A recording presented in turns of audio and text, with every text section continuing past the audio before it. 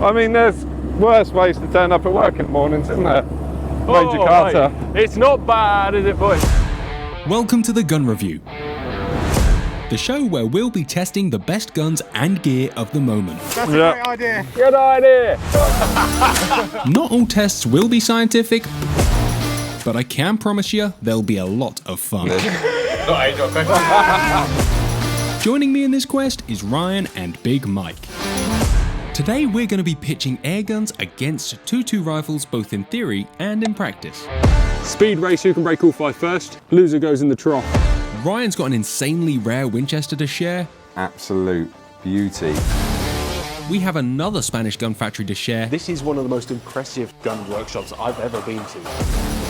And Michael is going to get technical with ballistics. That's Michael's science lesson of the week.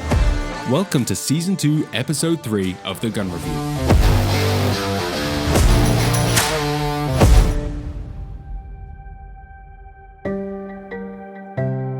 Guys, what do we think of the new Holland Noble?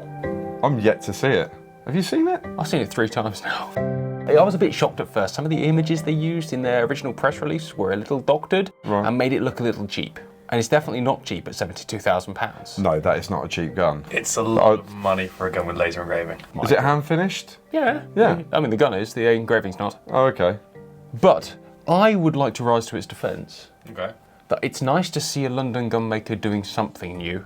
It's been a while. Yeah. It has been a while. You're going to be making the same models pretty much for, 100 years. Yeah, Purdy released the Sporter, that was cool. That's a nice gun at 42,000. I don't think maybe this is the final edition we'll see of the Noble. I'd like to see there will be some changes ongoing. But on the whole, it's cool. It should be for £75,000. Given that none of us are really in the market for buying a £90,000 shotgun new, it's probably a hard one. And if we were, because we're not in the market for buying one, we'd probably be looking for the most value for money we could get. And as such, it's a hard call to make. Onwards and upwards to today's show. What we got? Sub 12 versus FAC versus 2.2. Rimfire against air rifles. Let's look at our guns. So whilst Rimfire Mike sets up his gun, he does like to take about 6 hours to set up any kind of gear. I suggest we get to work with our air guns. What are you using? An HW110 by the looks of it. I have pulled the sub 12 foot-pound card, which I feel today is going to be a hard defending point, other than anyone can buy one. Yes. And I'm going to rest on that. But I have got a HW110 laminate, and I've topped it off with a HIC Micro digital death scope. And I've got an FX in the back, which I'm looking forward to having a play with, that Sportsman have sent us out.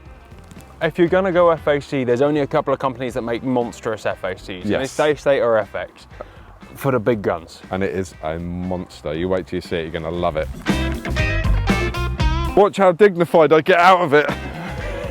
They didn't make these for tall people. Sash's cousin, the Bog Death Grip. The Bog Death. I think I might zero off of that. That looks stable. It's one of the newest, most stable platforms out there. You don't even have to have hands on it. I'm going to zero at 25 yards because that's, half of my maximum potential range. Yes. Yes. Look at that, the M3 Impact from FX. Sportsman sent this out to us and they have played about with this somewhat. Donny FL, GRS bipod, element scope, full FAC power in 25 cal. Michael's actually going to struggle to keep up with his rimfire. I think I'm actually going to have the advantage. Like, digital scopes have come on so far. I remember massively. Starting my career in gun shops years ago, and they were expensive and they were awful. This is my gun for today, a 12 foot-pound air gun. You can own these in England without a license. They're easy to buy, easy to store, very, very limited legal ramifications for owning one or legal requirements for owning one, which is really good. On top, I've got a HIC Alpex. That is under £1,000 night vision scope. I was going to be a little bit dubious of it, but it's unbelievably clear out to even that 75-yard marker. I don't know whether this gun is capable of shooting 75 yards. If I had my HP100, I've shot that plenty and I kind of know how to shoot that at long range. This, I'm a bit nervous at that distance. So Michael's finally turned up. Oh, hi Michael. Nice of you to join us. So I talked about this a couple of weeks ago. This is the Anschutz, the MDT XRS. Chosen this for this challenge because Ryan's bought something that's pretty mean, so I figured I had to get something as well. So you got the adjustable stock on that. Top this off with a PARD. This is a new DS35.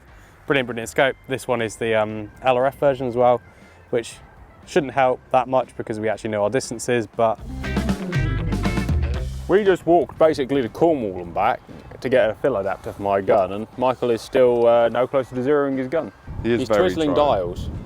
Granddad, could you sort out my technologically advanced scope? Because he could actually be my dad as well. But I genuinely can't believe how easy that hick is to operate. I haven't even read the manual. All right, let's put some cans out, 25, 50 and 75 yards, and we'll do drop and penetration. That sounds good to me. All right, 25 yards. Michael, blow your 2 cans up and make sure you actually record it. 75 yards looks a long way when you're sat behind a sub 12 foot-pound air gun, I tell you. Go. That hit hard. It's just a sick air rifle. All right, are you ready? Yay! Well, it Aye. penetrated at 25. I mean, yeah, it knocked it off. It wasn't quite as dramatic as you guys. One is exploding. Shall we go and have a look at the carnage, or shall we do it all in a one-er in a sec once we've shot all the way out? I think we should do it all in a one-er once we've shot out. Lovely shot. Oh, that was just right.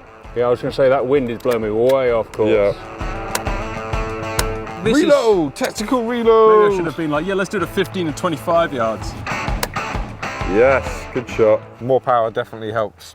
You know, I've shot rabbits at long range with an air gun on a still day. When I've shot a lot with my air gun and I'm really confident of the gear. On a day like today. Yeah, it's going to be very testing. That's where these come into their own. You've just got that little bit more power behind them. It's the slugs as well that help him. Yeah, the weight, 26 grains in 25 caliber, and these ones are 30 grains. Wow, see, I'm running a 15.89 grain pellet, which is not much lighter, it's half the weight, but with way less than half the power. Well, if we put our pellets against each other, that's quite a beast, isn't it, that 25 cal slug? Let me zoom into the maximum of my zoom range, I think it's 4 times. Good shot, Michael. Whoa! 75. 75. 75, and I gave it 1 mil dot, and that hit like an absolute steam train. Yeah. Good We luck, could be Johnny. well, luckily I got 250 I'll load. pellets, I'll tell you so, what, I'll load for you. I'll spot. Keep going up. Let's take right to the max of my zoom range. Well, viewers, this may take some time. Please stay tuned. Johnny will hit it. You know, Ryan, why don't you talk us through your gear whilst I'm wasting time?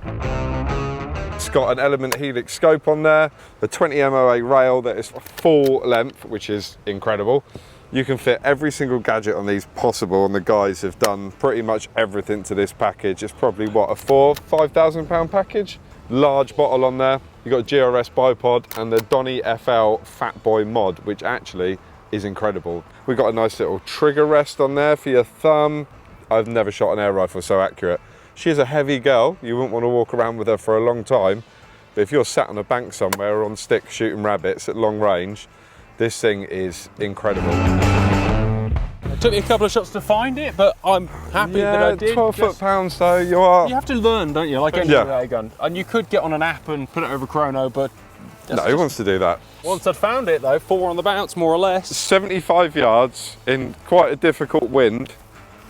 I mean, you hit this, you can see how many times you were dropping low into the sleeper. 1, 2, 3, 4, 5, 6, 7.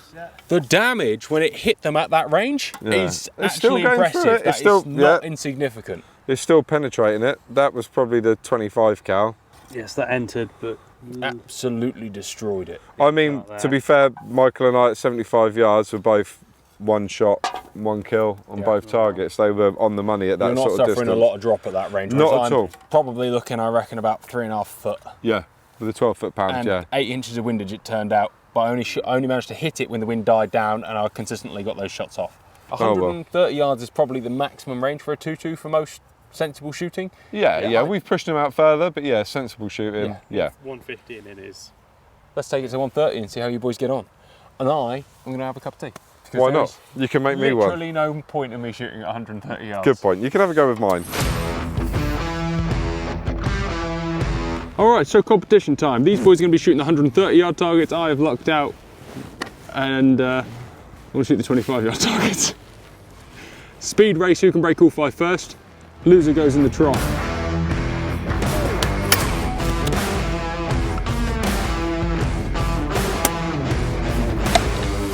mate. Say what you want about these low-powered air guns, but in the range they're designed for, these HWs with their side levers are indefeatably quick. Indefeatably quick.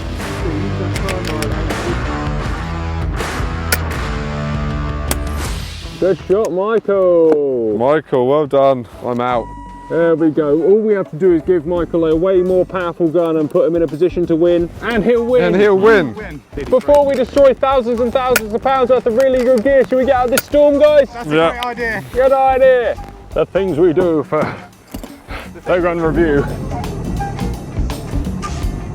Oh no! I mean, I'm not doing well this season, am I? I'm losing quite a few, and that looks disgusting. for what it's worth, we're not breaking ice off the top, and it's not it's September when I had to do it. Yeah, but look at it.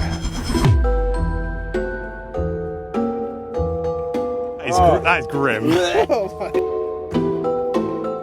I mean, you can see into that one. There's no wigglies. There's wigglies in mine. There's no protein in there. It's all in my ear.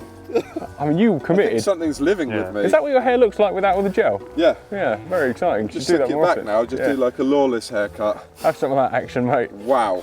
Well, I'm going to be off work tomorrow. I feel like That was delightful. I probably lost that technically, but All right, before we return to the action, Johnny has something pretty cool to show you from our trip to Spain. Welcome to the Greer Gun Factory. we're here at our next Spanish stop, and we are at Greer. And I thought I'd share this particular gun with you. This is a Supreme. This isn't one of their best guns. This is a 20,000 euro gun, which is just above their entry level being 18,000 euros. But everything about it is just as fine and just as good a quality as the rest, and that is a real testament to the Greer spirit that you feel in here. This is one of the most impressive handmade gun workshops I've ever been to. Everybody here is a master gunmaker. Every bench is being used, everybody is being really industrious, and it's actually a really interesting atmosphere to see a truly busy gun-making business. Back to the gun, this Supreme is an assisted opening 20 gauge, and everything on it is handmade. The barrels come in, the actions come in from outside workshops, and these guys finish them, fit them together. You've got 3 guys here who put the guns together to perfection. You've got 3 guys here building the stocks, and this is old world top quality gun making. And suddenly at the 20,000 mark, I can't help but fall in love with it. Having seen and been here, this plays on your heartstrings of all gun lovers. This is how guns were made years ago and still are today in many cases. But at 20,000, this suddenly becomes a very affordable, brand new handmade gun, and that is something extremely special.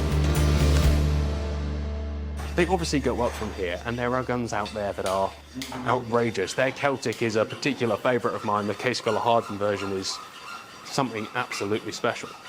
But yeah, guys, welcome to Greer. So I thought I'd take a minute to explain what actually happened in that test. As Johnny was using a 12 foot-pound gun, he is obviously quite limited on the velocity that he's got and the amount of air that's coming out of the reservoir and the regulator. Although he was using typical pellets, which are 15.89, those are the Varrock FT pellets that he was using. So you are quite limited by the range just because it doesn't have enough power really. As we step up into the FAC, with Ryan, he was using a lot more air, obviously. Although he was using heavier pellets, because of that increased air, he was able to punch out and reach those targets a little bit further on with less drop as well. He was also using slugs compared to a normal Diablo pellet. They have a better ballistic coefficient than standard pellets, which means basically they fly through the air and defeat wind and drop a lot better. Now, mine being a 2.2 doesn't actually use air, it uses powder. That is very dependent on your barrel as well. So I was using a 21-inch barrel. Obviously, if you go shorter than that, up to a point, you will lose velocity, because you don't have a complete powder burn. If you go longer than that, obviously you will have more complete powder burn, which means top velocities. 2.2s actually have a pretty poor ballistic coefficient. I think the one I was using was 0.09, which is very, very low. Obviously, you want to be as close to 1 as possible. All bullets do suffer a drop-off effect. The better ballistic coefficient you have, the slower this actually rate happens. As more comes into play in long-range target shooting, 1,000 plus, but did obviously come into effect today. So that's Michael's science lesson of the week. Come back next week for chemistry. This is a peculiar pellet thing, isn't it? It's awesome. These are ZN projectiles, so these are 30 grain slugs. That is an interesting dispensary. I like it. Yeah, it's cool, isn't it? Yeah. It's just a bit different. Yes. All right, so it stopped raining, as you may have seen. We've changed, got warmer. Yes. And my hair's dried out slightly. I'm probably going to be ill tomorrow. group testing. And seeing as I was massively advantaged in the last test, I'm going to be shooting this at the edge of range, 55 meters, and you guys are going to be shooting this well within capability, about 85. Okay, yeah, no problem. And we're just going to shoot groups and just have a look what that looks like. Yeah, why not? I feel like with this weather today, 50 meters is not it's the edge of what I can do. It's a fair way, but now the wind has dropped, the sun's coming out a bit, the rain's gone away. Let's see what it's made of, eh? Yeah, why not? Let's go. I must say that tripod is pretty incredible. Yeah, I mean, I left the sticks back home. I love my quad sticks and they're fantastic. And they're way lighter and more convenient than those for a hunting scenario. Yeah. Oh yeah. But for sitting up somewhere and waiting and you've got the time just to carry a heavy thing, they do make them in carbon fibre actually. Yeah, 7.5 pounds the carbon fibre ones weigh. But the good thing is, I like with them, they're strong enough to hold your rifle that you could be glassing around looking for quarry. Yeah. Can I just be bitter because they're not tall enough for me? We're abnormally Why don't companies tall. make things for people who are over 6 foot? This scope is a day-night scope, and I've had it in night mode, so I'm like, why is this black and white? It's supposed to be a day-night scope. I did wonder why, when you said earlier it was black and white, and I thought it was a day and night scope, but I thought, well, you're Johnny Carter, why would I need to tell you anything? And now it's in perfect colour. Well, you can I only see got the halfway red. down the menu. It's quite an extensive menu. Yeah, and as I said, I didn't read the instruction manual Yeah, yet. so you gave it the big thing about I don't need an instruction manual. But I genuinely can't believe how easy that hick is to operate. I haven't even read the manual. I never read the manuals for anything. Even IKEA furniture, I'll go in blind. Yeah, I mean, it's not that hard, right? No. So now I think we've proved that. Well, that's the beauty. If you don't read instruction manuals, every new feature you find is like owning a new piece of It's technology. like finding treasure. Yes. Yeah. So now I've cocked up all of my settings, I can go back in and turn the contrast back down. 50 yards! Oh, you did as well? And I've recorded it! Oh, yeah, buddy! I am signing off with this scope. I just want to say that I was guilty about not putting my head in the trough, but the fact I just shot a 130 yard coke can with a sub 12 foot per pound air gun within 6 shots. It's impressive, mate. That's sick. That's so cool. That is. Say what you want about sub 12 foot pounds, but the joy that you can get out of one of these at 130 yards, with that, it's not really that much of a challenge. With that, it's a bit of a challenge, but suddenly, if you give me my 30 or 630 yards is just normal. You know the thing about 2.2s versus airguns is I've found most 2.2s I've ever shot will shoot an adequate group with most ammunition I've thrown in it. Yeah. Airguns are seemingly more pellet fussy. More fussy, definitely. As you've just found out. Yeah, with this, the FX 25 grain slugs that we got sent out were accurate. Deadly. At distance Accurate. and deadly. Going over to these ZM projectiles, these are 30 grains and they're dropping like a stone and not grouping. But I think with these, you can pretty much tune them for a certain pellet. I think it's probably been tuned and set up with that pellet in mind. Because you can change the reg pressure, you can change just about everything. You've got multiple power settings. Multiple settings that you can do with it. I love these little things. The amount of pellets that I have spilt into glove boxes and stuff. Yeah, that's I a wish great I'd idea. have used these earlier in my career. I think we can safely say that it's a windy day. Yeah, definitely. Yeah, that sub 12 is definitely being affected by the wind. You know, 50 meters on a windy day is not... It's definitely better than my group. I mean, honestly... It's not that bad. On a day like today, I wouldn't go out and shoot rabbits at 50 meters though. So, No, exactly. we've already proved at 25 I was getting a thumbnail. Yeah. Let's go. Mike, I'm disappointed with Michael's because that should be a lot tighter. Massive difference in drop, isn't it? Considering earlier on at 75 yards, I was giving it with the 25 grain FX slugs, it was 1 mil dot. Yeah, that's interesting. And that was dropping like an absolute stone and not grouping. So just a change in pellets, another 5 grain. That really surprised me. You know, it's a powerful airgun. I figured that it wouldn't be that weight specific. I'm quite surprised with the 2.2. I thought it would have grouped better. Probably what? You blame the 80 2.2 yards? for that, yeah. Yeah, no, that's not the gun. I am quite amazed how much the difference 5 grains makes in those slugs. That's the one that I hit that gave me the confidence to have another go, because I heard a hit. Yeah, you can see where it just pinged it on the bottom. And that was aiming, literally, I found it at the bottom of the scope on 1x zoom and then pulled up a little bit so I could see the top of the can. Just gave it a little bit of... Gave it a 1.5 foot off to the right. Mortared it in. And then I genuinely thought I gave it like another 2 feet of height, but I clearly only gave it another 5 mil. Yeah.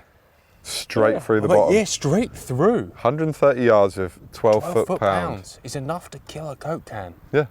And yeah, I mean, I wouldn't hunt. Yeah, I wouldn't hunt with one at that distance. No, because that took me 15 shots to hit these two. To the pub. So we've got something pretty here. This isn't something that you see every day. Come and have a look at this absolute beauty. So this is part of the biggest Winchester collection outside of America, which you can see at the shooting show every year. This is a Winchester Model 94 in 30-30. I mean, the caliber was made in 1895 and people are still hunting with it now. This is a once fired, only for proofing. It's never been fired again. This is number 2 of 300 ever made. So this is the Great American Buffalo edition, as I said, in 30-30. This is actually 18 karat gold. It's absolutely stunning. No matter what way you turn it, it just hits that light and just, it's beautiful. So you've got this nice little 18 karat gold plaque on the back of the stock. I assume this is American walnut by the looks of it. What I can only say, I think they're probably whitetail, I would have thought. And then following it up, you can see that it's number 2 of 300 on the back there. And as you look on this side, you've also got a lovely buffalo on the side. It's absolutely stunning, the work that's gone into this, and the fact that it's only ever been fired for proof. It's just there to be looked at and adored. Tickets are for sale now at the shooting show, and you can see this collection, biggest collection outside of America. Not only is there this one, there are a lot more that you can have a look at. Tickets are for sale now. Get your tickets, you still get your free car parking. You get to go and have a look at these. With over a decade of working in gun shops, the amount of questions I had about is an FAC air rifle worthwhile, I think today we've discovered the answer is... Yeah, I think it is definitely worth a look. From back in the day when they were trying to crank up like the Rapid 7s, Super 10s. Or even the old break barrels, like you had to really get them up, and they just weren't consistent. They were pellet fussy. That FX with those slugs. I mean, at 75, 80 yards, it was on the money. Yeah. Once we pushed it out a little bit further, I think with a little bit of playing, once you get used to it, you'd be on it. Yeah. I just wasn't finding it consistently at like 130 yards. But it was getting there. I mean, that's a long way. That's a long way for a... Air gun. Yeah, an air gun. So I've got a 2.2, as we know. I don't think I'd get rid of it for an FAC gun, but I can definitely see where they have a place. For long range ratting or something like that, especially in a 2.5, even a 30 cal, I can definitely see where they have a place. Even long range rabbits. It's a perfect rabbit gun. The FX is heavy, but with everything that they've put on it, with all the Sabre tactical gear on there, I mean, the options are endless now, what you can do to these things. And I think with a little bit more, I mean, they're like, the FX are like the Meccano set of guns now, aren't they? Like what the 1022s used to be, like you can change add bits absolutely on, everything. If you're into fine tuning and playing and adding bits on, they're perfect. And you could probably, I reckon with a lot of work, you'd be matching the 2.2. And I think a lot of what you just said is you can have a lot of fun building an FAC air gun. Yep. You can just buy a 2.2 and rock and roll. Yeah, and go straight away. It's all like what your personal preference is, or different personalities, different people like different things. Yeah, and what you like with playing and engineering and fixing stuff. Some people just want to pick something out of a packet and go out and use it. Other people want to play, add.